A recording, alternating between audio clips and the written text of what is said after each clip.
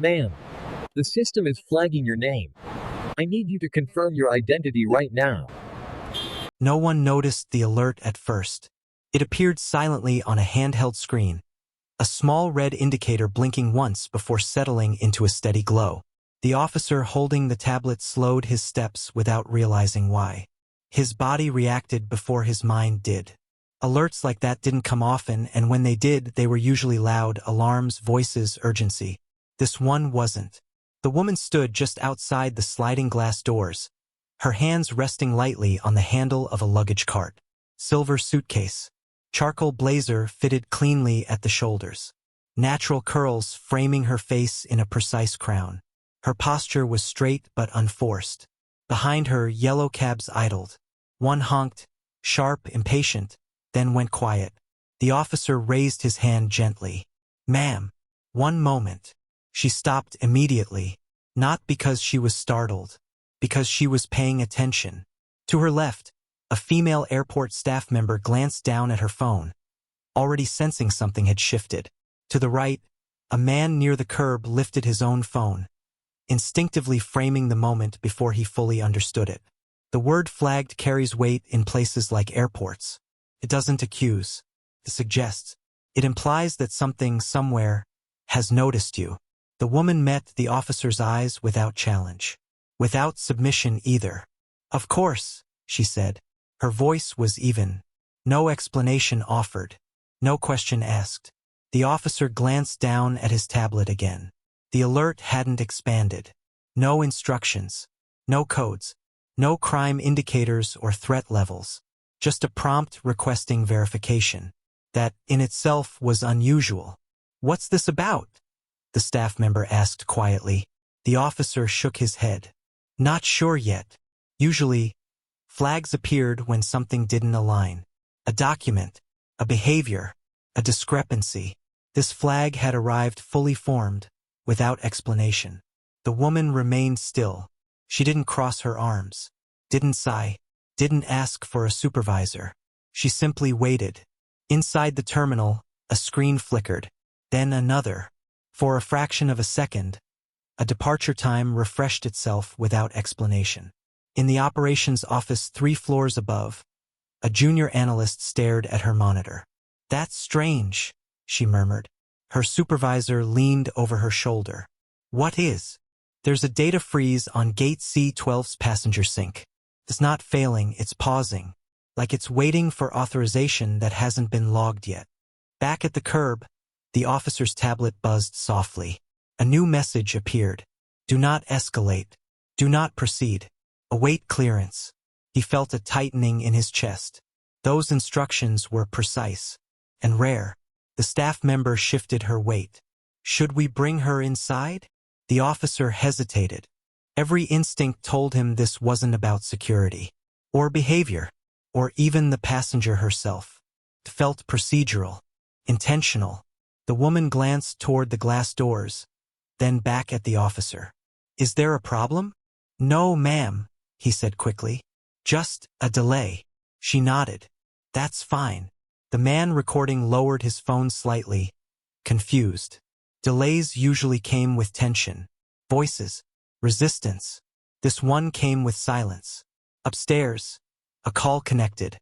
"Operations, this is legal." The supervisor straightened. "We're seeing an anomaly on a passenger record. It's holding our boarding process."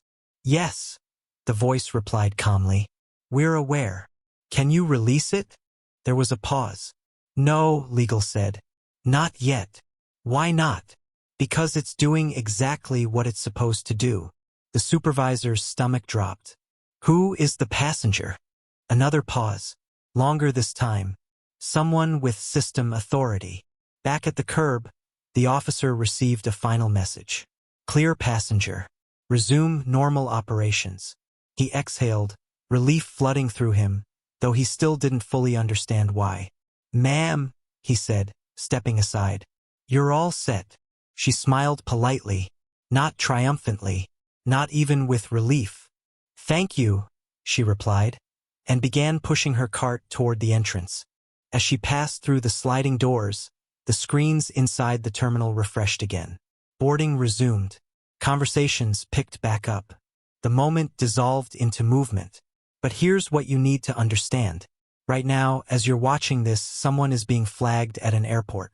Someone is being pulled aside for a random screening. Someone is being asked to explain themselves, to justify their presence, to prove they belong. And most of them don't have what this woman has. They don't have authority embedded in the system. They don't have the power to make the entire operation pause and explain itself.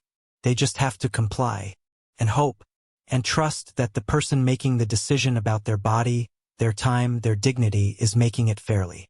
But what if they're not? What if discretion isn't random at all? What if the system is designed to notice some people more than others?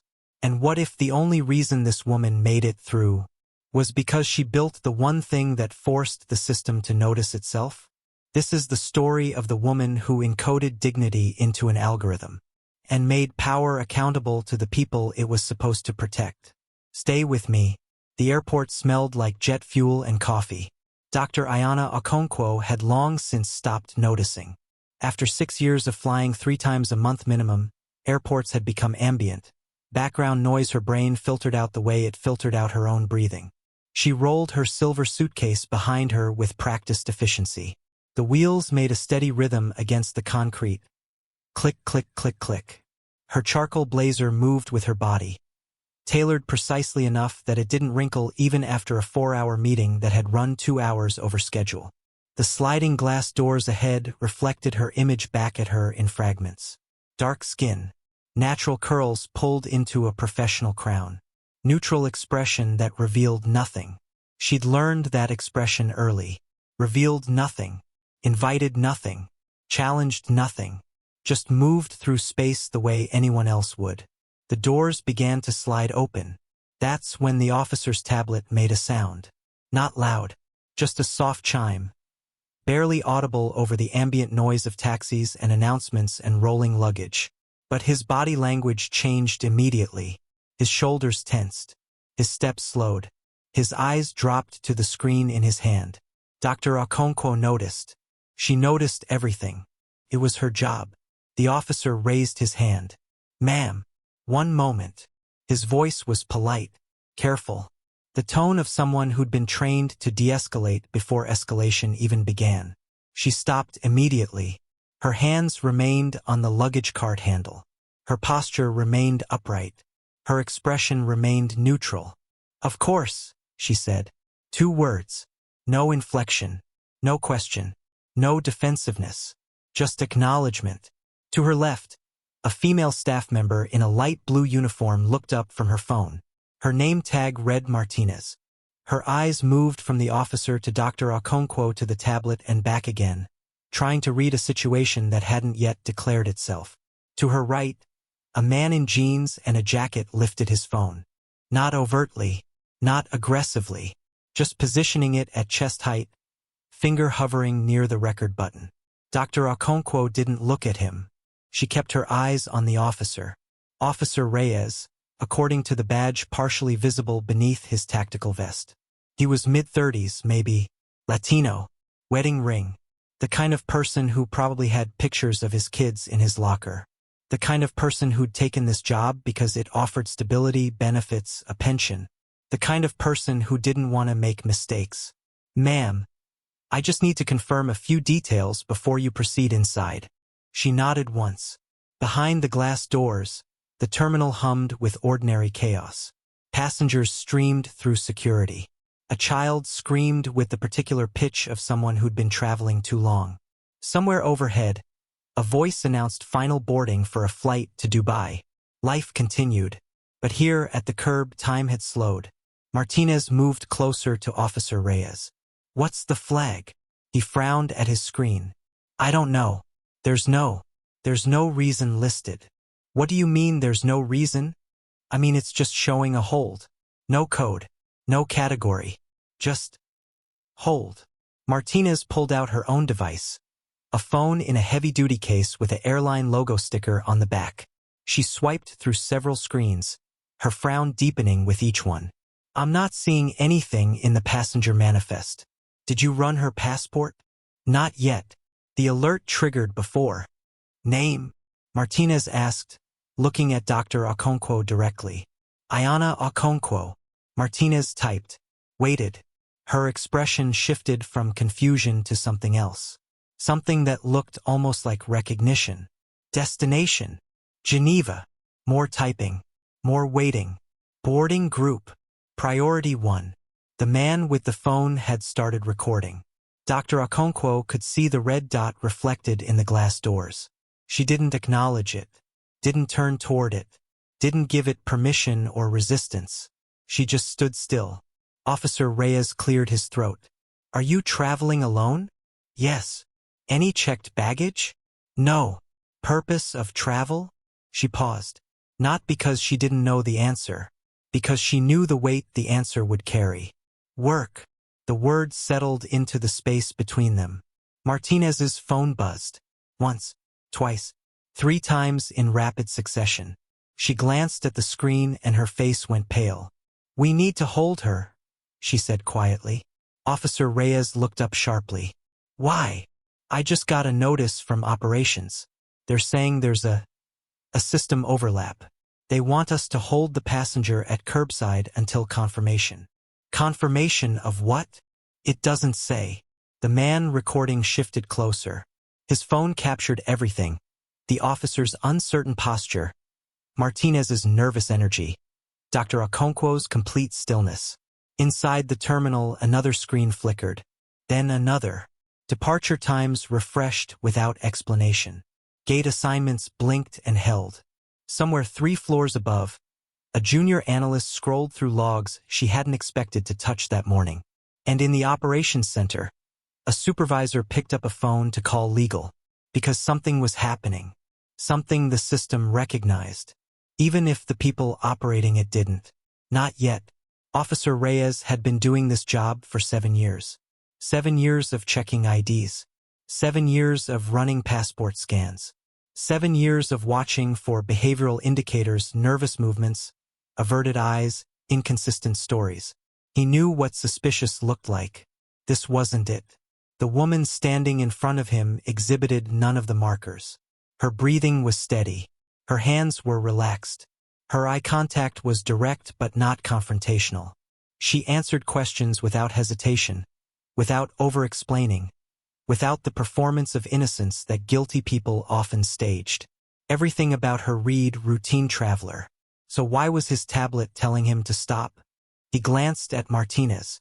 She was still staring at her phone, her thumb scrolling frantically through messages that seemed to be arriving faster than she could read them. What does operations want? He asked quietly. They're not saying. They just keep sending. Hold on. She typed something. Waited. Her eyes widened. They're asking if we've made contact. Of course we've made contact. She's standing right here. No, I mean... Martinez looked up at Dr. Okonkwo, then back at her phone. They're asking if we've engaged. If we've initiated a formal hold procedure. Reyes felt his chest tighten. This isn't a formal hold. It's a verification. They're saying it needs to be logged as a hold. Why? Martinez shook her head. I don't know. Behind them, other travelers had begun to slow their approach. Not stopping entirely, but altering their trajectories, giving the scene a wider berth. The instinct was universal. When authority focuses on someone, create distance. Don't get caught in the radius. The man recording had been joined by another person with a phone. A woman this time, standing near a concrete pillar, partially hidden but clearly filming. Dr. Okonkwo noticed them both. She always noticed, but she didn't react. Reaction implied guilt.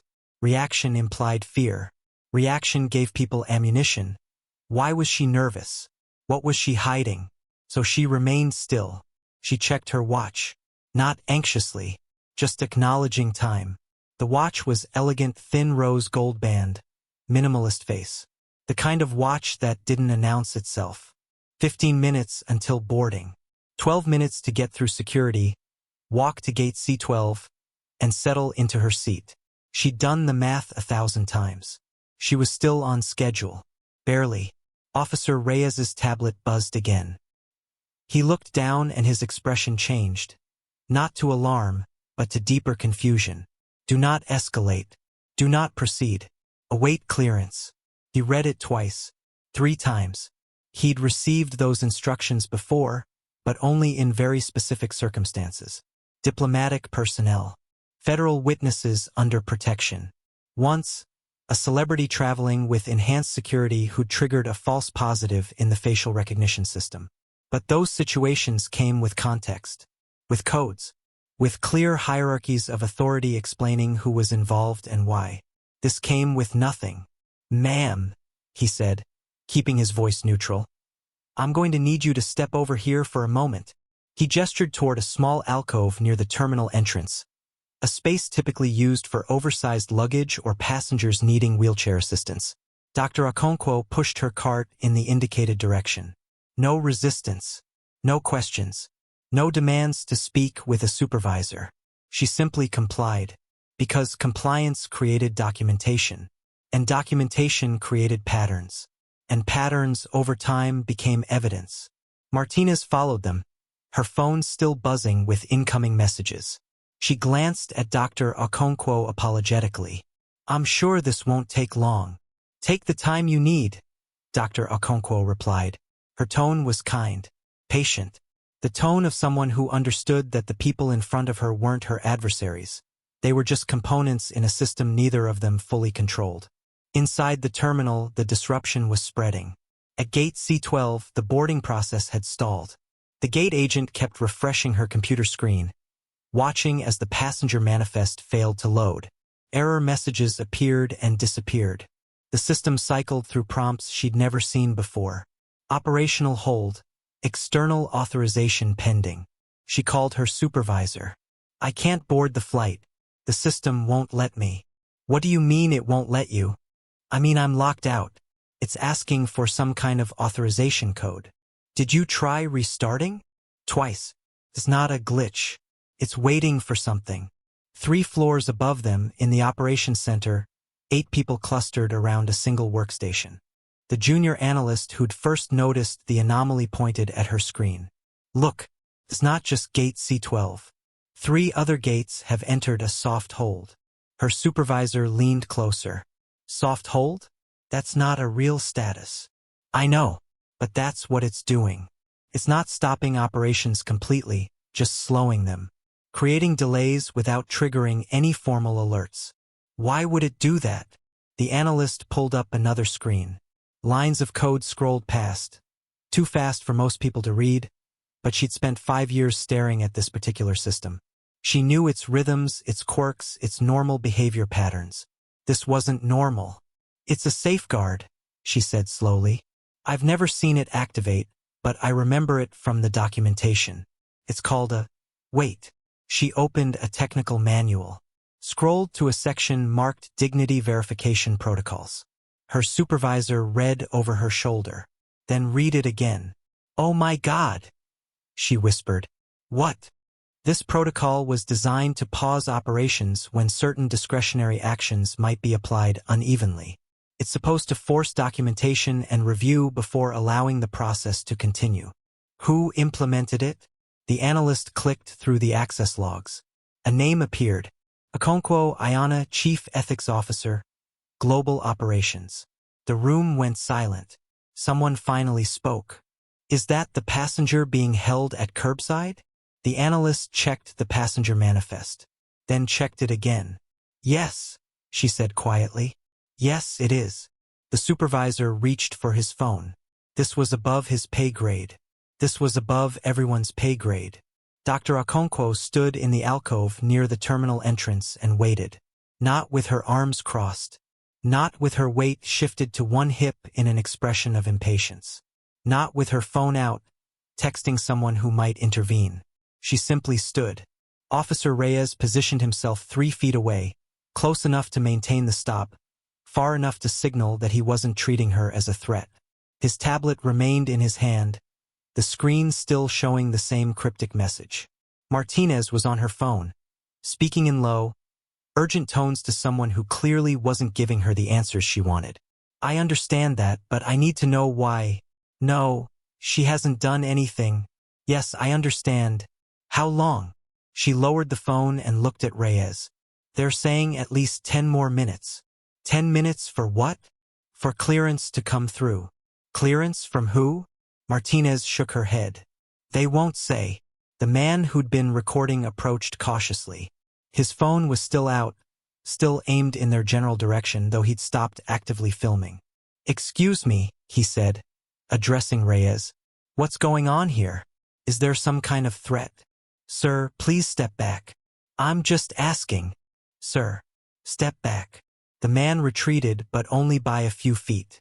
He raised his phone again. Dr. Okonkwo glanced at him, made brief eye contact, didn't smile, didn't frown, just acknowledged his presence the way you might acknowledge someone holding a door open. She pulled out a slim leather notebook from her blazer pocket, opened it to a blank page, uncapped a pen with a soft click, and began writing. Officer Reyes watched her with growing unease. Ma'am, what are you doing? Taking notes? She replied without looking up. Notes on what? On this interaction. Her pen moved steadily across the paper. Precise handwriting. Small, neat letters. 1451, initial contact at curbside. 1453, request to hold position.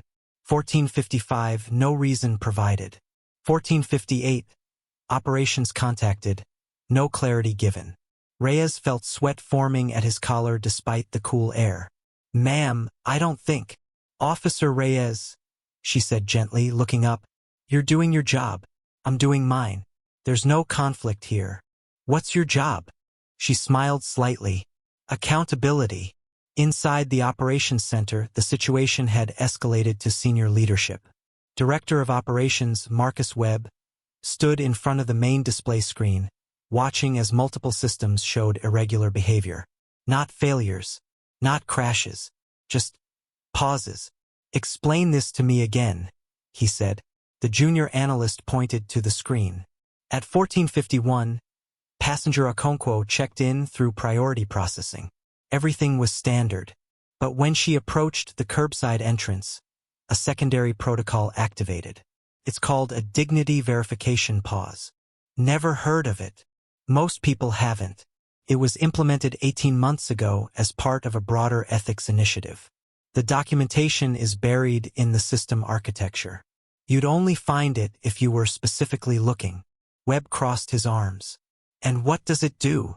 It monitors for situations where discretionary authority might be applied unevenly, racial profiling, unequal treatment, biased decision-making. When it detects a potential instance, it pauses the entire operational flow and requires manual review from multiple departments before allowing things to proceed. Multiple departments? Security, operations, legal, sometimes HR, depending on the circumstances. Webb processed this information slowly. So the system is designed to stop itself? When necessary, yes. Who authorized this? The analyst pulled up the implementation records. Webb leaned forward to read them. His expression changed. She authorized it, he said quietly. The passenger. She built this protocol. Yes, sir. So we've stopped her. Because she told the system to stop people like her. More precisely, sir, the system has stopped itself because it recognized that she fits the profile of someone who statistically experiences disproportionate scrutiny. And her protocol says that when that happens, we have to pause and document why before proceeding. Webb ran a hand through his hair. Jesus. His phone rang. He answered without checking the caller ID. Webb. Marcus, it's Catherine Chun. The voice was calm, senior, carrying the weight of someone who'd spent 30 years in aviation management. I understand we have a situation. That's one word for it. That's one word for it. Is Dr. Okonkwo still being held? Yes, curbside. She's been there about 12 minutes now. And what reason did our officer give for the stop? Webb glanced at the analyst who pulled up the logs.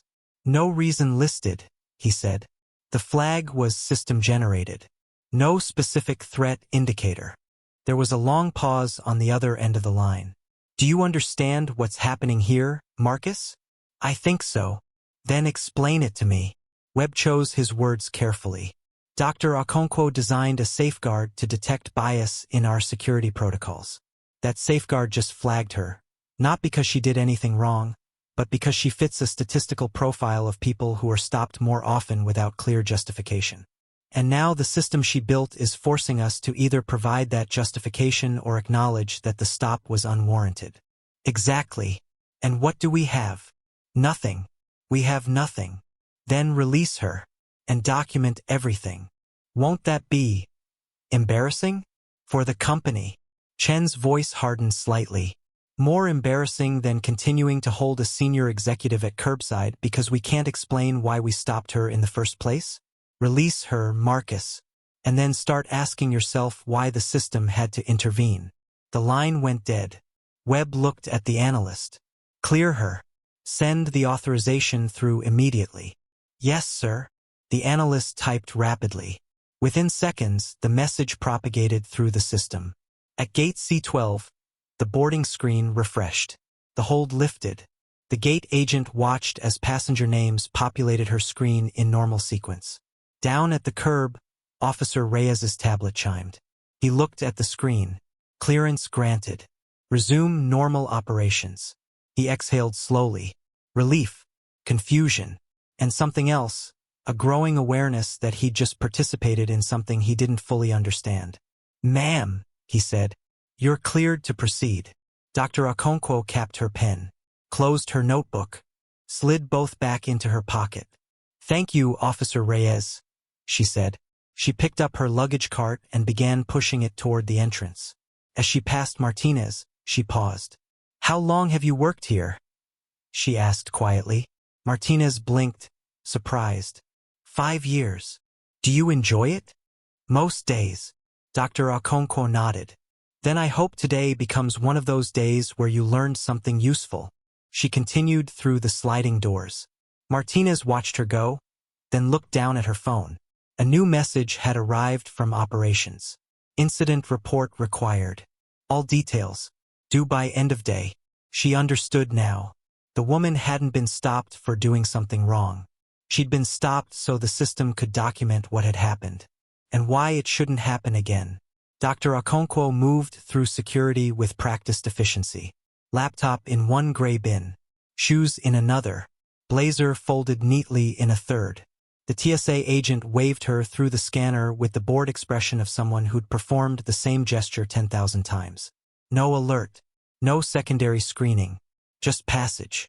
She collected her belongings on the other side and found a quiet corner near gate C12 to reassemble herself. Laptop back in bag. Shoes back on feet. Blazer smoothed over shoulders. She checked her watch. 18 minutes until boarding. Enough time. She pulled out her phone and opened an encrypted messaging app. 3 messages waited. Chen. Are you all right? Martinez leg. Ops confirmed clean trigger. Report drafted. Kowalski SEC. 7 departments now reviewing incident. You've kicked the hornet's nest. She typed a single response to all 3. Exactly as designed. Then she opened her laptop.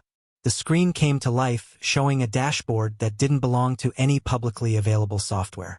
Lines of data streamed across multiple panels, timestamps, geolocation markers, biometric scans, decision trees.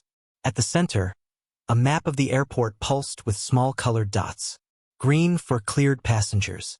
Yellow for those in standard processing. Red for exceptions. There were 17 red dots currently visible. She clicked on one at random. The profile expanded. Passenger, Rahman Yasmin. Age, 34. Citizenship, Canadian. Reason for flag, random selection. Time in secondary, 18 minutes. Dr. Okonkwo clicked deeper. The system showed her things that normal passengers never saw. The algorithm's confidence score for the random selection. The officer's search history before making the stop. The likelihood that unconscious bias had influenced the decision. The confidence score was 34%, meaning the system was only 34% confident that the stop was truly random. She made a note in her file. Another data point. Another pattern. This was the work that no one saw. This was the architecture beneath the architecture. Conference room. 14 people around a table. Dr. Okonkwo standing at the front with a presentation on the screen behind her. The problem, she said, isn't that bias exists. The problem is that we've made it invisible. We've automated it. When an officer decides to conduct a secondary screening, they believe they're acting on instinct, on training, on legitimate suspicion. But instinct is pattern recognition, and patterns come from exposure. If you've been trained, implicitly or explicitly, to associate certain appearances with certain risks, your instinct will betray you. A hand raised, a man in his 50s, silver hair, expensive suit. So what's the solution? We can't eliminate human judgment. No, Dr. Okonkwo agreed. But we can make it visible. We can create systems that pause when discretion might be uneven, that require documentation, that produce data we can audit. People will resist that. Some will. But systems don't need everyone's permission to change. They just need to be encoded correctly. At the gate, boarding had begun. The announcement echoed through the terminal. We now invite our priority 1 passengers to board. Dr. Okonkwo closed her laptop. She stood, shouldered her bag, and joined the line. The gate agent scanned her boarding pass. Welcome aboard, Dr. Okonkwo. Seat 2A. She smiled. Thank you. As she walked down the jetway, her phone buzzed. A notification from the system she'd built. Alert. Secondary protocol triggered at Terminal B, Gate 18. Passenger profile. Male, 67, South Asian, professor of physics. Stated reason. Random selection. System confidence. 29%. Status. Hold initiated. Review in progress. She didn't break stride. Didn't check her phone. Didn't react at all. But she knew. Somewhere else in this building, another officer was receiving a message telling them to pause. To document. To explain. Another person was being given the gift of visibility. Dr. Okonkwo reached her seat and found someone already sitting there. A man in his 40s, wearing a suit with an airline employee badge partially visible. Excuse me, she said politely. I think that's my seat. The man looked up. His eyes widened slightly with recognition. Dr. Okonkwo, I was hoping we'd have a chance to talk. She didn't sit. About. I'm Marcus Webb, Director of Security Operations. I wanted to apologize personally for what happened at curbside. There's nothing to apologize for. The system worked exactly as intended. Yes, but... He stood, moving into the aisle to let her pass. It created an uncomfortable situation for you. For me. She set her bag in the overhead compartment with deliberate care. Mr. Webb, I wasn't uncomfortable. I was collecting data. The question is whether anyone else was uncomfortable. And if so, why? He had no response to that. She sat down, buckled her seatbelt, and pulled out her notebook. The conversation was over. Webb lingered for a moment, then moved to his own seat 3 rows back. A different conference room, smaller. Just Dr. Okonkwo and 2 other people. You understand what you're proposing, one of them said. A woman with silver braids and sharp eyes. You're building a system that will flag you, that will stop you, every single time you travel. Yes. And you're comfortable with that? Dr. Okonkwo leaned forward. Comfort isn't the metric. Effectiveness is. If the system doesn't apply to everyone, including the people who designed it, then it's not a system.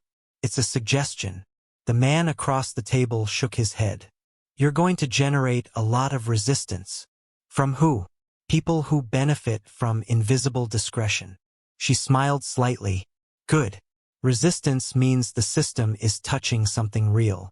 The plane began to push back from the gate. Dr. Okonkwo looked out the window at the terminal, at the gates stretching into the distance, at the thousands of decisions being made every minute. Most of them invisible. Most of them unexamined. But not all of them. Not anymore. Her phone buzzed one more time. System update. 3 additional reviews initiated across network. Pattern detected. Uneven application of random selection protocols. Recommendation. Policy review flagged for next quarterly oversight meeting. She didn't smile. Didn't celebrate. She simply made another note in her book. Progress wasn't loud. It was cumulative. The flight attendant made an announcement about electronic devices. Dr. Okonkwo turned her phone to airplane mode. The last thing visible on her screen before it went dark. A map showing 47 airports where her system was now active. 47 places where silence was becoming visibility. The flight was smooth. Dr. Okonkwo worked through most of it. Her laptop balanced on the tray table, her fingers moving steadily across the keyboard. Occasionally she paused to look out the window at the clouds below, vast and white and indifferent to everything happening in the thin metal tube flying above them. The man across the aisle watched her work. He was older, maybe 60, with the carefully maintained appearance of someone who'd spent decades in boardrooms. After an hour of silence, he leaned slightly toward her. "Excuse me. I don't mean to intrude, but I couldn't help noticing your work. Are you in tech?" Dr. Okonkwo glanced at him, assessed, made a decision. Ethics. Ethics in tech? Ethics in systems. He nodded slowly. That's a growth industry. It shouldn't have to be. He smiled at that. Fair point. He extended his hand across the aisle. Robert Lindemann. I run operations for a logistics company. We're always looking for people who understand system design. She shook his hand briefly. I'm sure you are. Would you be interested in consulting? We're redesigning our warehouse management protocols, and I think someone with your perspective could. Mr. Lindemann, she interrupted gently. I appreciate the offer, but I don't consult on systems that don't already have accountability built into their foundations. If you want my perspective, start with transparency. Make every decision your system makes auditable. Make every algorithm explainable. Then we can talk. He blinked. That would slow everything down. Yes, she agreed. It would. Speed without accountability is just efficiency at someone else's expense. He sat back in his seat, processing. She returned to her work. For the next 20 minutes, neither of them speaks. But the silence isn't awkward. It's contemplative. The man opens his own laptop and begins making notes. Whatever she said has landed. She returned her attention to her screen, scrolling through another incident report. This one involved a family, parents and 2 children, who'd been selected for additional screening at customs. The stated reason was travel pattern irregularity. The actual pattern. They'd visited family in 3 different countries over the course of a year. Nothing illegal. Nothing suspicious. Just people living lives that didn't fit a narrow algorithm's definition of normal. The family had been delayed for 90 minutes. The children had cried. The parents had remained calm, polite, cooperative, knowing that anything else would be used against them. Dr. Okonkwo closed the file and stared out the window at the clouds below. Sometimes she wondered if anyone understood what she was trying to build. Not a perfect system, those didn't exist. Just a system that acknowledged its own imperfections, that created space for correction, that recognized that dignity wasn't a luxury to be granted by authority, but a baseline requirement that authority had to justify violating. She thought about all the people who'd been stopped today. Not just her.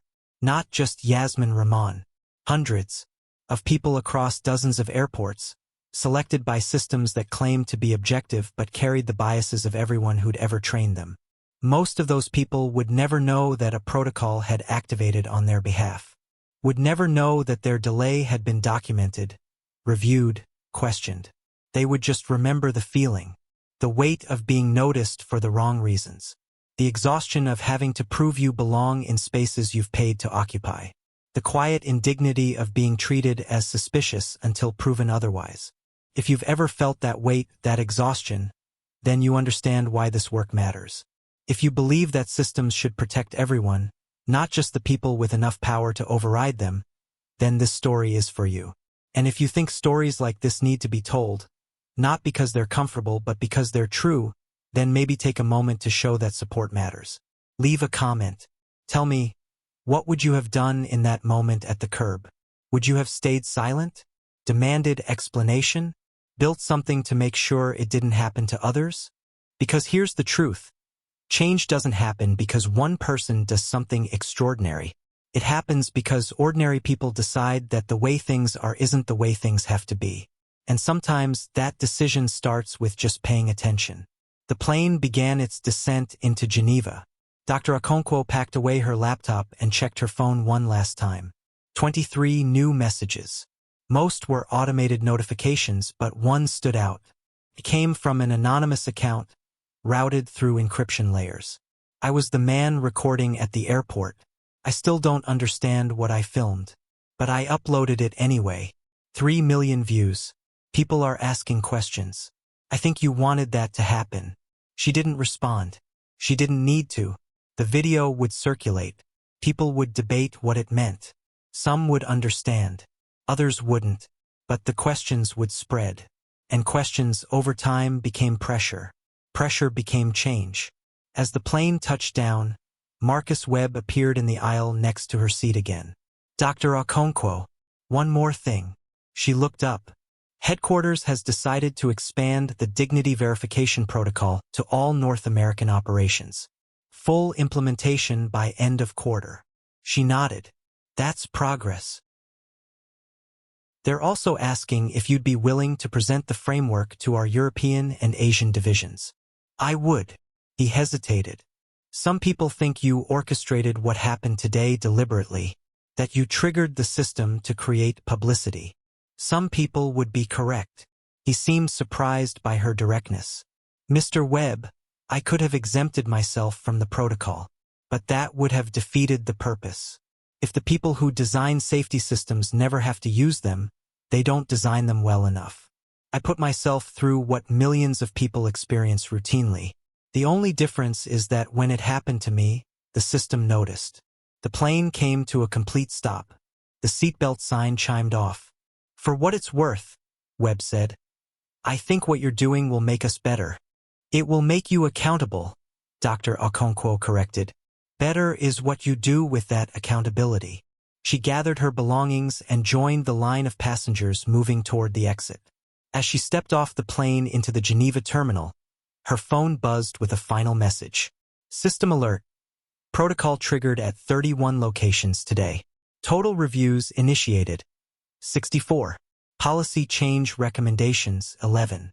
Estimated people protected from unwarranted scrutiny, 183. 183 people who would never know a system had paused on their behalf. That was fine. The work didn't need witnesses. It just needed to work. 6 months later, a conference center in Brussels. International Aviation Security Symposium. 400 attendees from 93 countries. Dr. Ayana Okonkwo stood at a podium. A single slide projected on the massive screen behind her. The slide showed a simple decision tree with multiple branches. At each branch point, a small red circle marked the moment when human discretion entered the system. What you're looking at, she said, her voice carrying clearly through the auditorium, is the anatomy of a decision that most people experience but few people design. She let that settle. Every day, millions of travelers pass through security checkpoints. Most flow through without incident, but some are selected for additional screening. We call it random. We call it security. We call it necessary. She paused. But data tells a different story. The slide changed. Now the decision tree was overlaid with statistical distributions. The red circles at discretion points glowed brighter where disparities appeared. When we audit these decisions, when we make them visible, patterns emerge. People who look a certain way are selected more often. People with certain names, certain passports. The officers making these selections often believe they're acting on legitimate security concerns. They're not consciously discriminating. Another pause. But the patterns don't lie. A hand raised in the audience. A man in a military uniform, third row. So what's the solution? You can't eliminate human judgment from security. You're right, Dr. Okonkwo agreed. But you can make human judgment accountable. You can create systems that pause when discretion might be uneven. That document decisions. That produce data we can audit. She clicked to the next slide. A video played. The scene from the airport 6 months ago. Her standing calmly at the curb. Officer Reyes checking his tablet. Martinez looking confused. The man recording in the background. This is me, 6 months ago, being flagged by a system I designed. A murmur ran through the audience. I could have exempted myself, but I didn't. Because systems that protect only certain people aren't systems, they're privileges. And privileges can be revoked. Accountability can't. The video continued. The pause. The waiting. The quiet resolution. What you're watching is a system creating a record. Forcing documentation. Making discretion visible. And that visibility changed behavior. Not just in that moment, but systemically. The video ended. Since implementing this protocol across our network, we've seen a 47% reduction in secondary screenings, a 71% reduction in complaints about profiling, and 0 reduction in actual security outcomes. She let those numbers land. We're not catching fewer threats. We're just stopping fewer innocent people. Another hand. A woman near the back. But how do you scale this? Not every airport has the resources. It's not about resources, Dr. Okonkwo interrupted gently. It's about willingness. The technology already exists. The data infrastructure already exists. What's been missing is the will to turn those tools on ourselves. She stepped out from behind the podium, moving to the edge of the stage. The question isn't whether we can build fair systems. We can. The question is whether we want to. Whether we're willing to be uncomfortable. Whether we're willing to slow down. Whether we're willing to acknowledge that our instincts, our trained professional instincts, might be wrong. The auditorium was completely silent. For 100 people. No one moving. No one checking their phones. Just listening. I'm not asking you to eliminate human judgment, Dr. Okonkwo continued. I'm asking you to make it visible. To create systems that document why you stopped someone, not just that you did.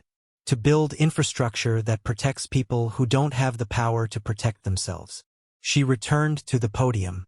Because here's what I've learned. Dignity doesn't come from being treated well by people who like you. It comes from being protected by systems that don't know you. Systems that operate the same way regardless of who's watching. Systems that make fairness automatic instead of exceptional. She clicked to her final slide.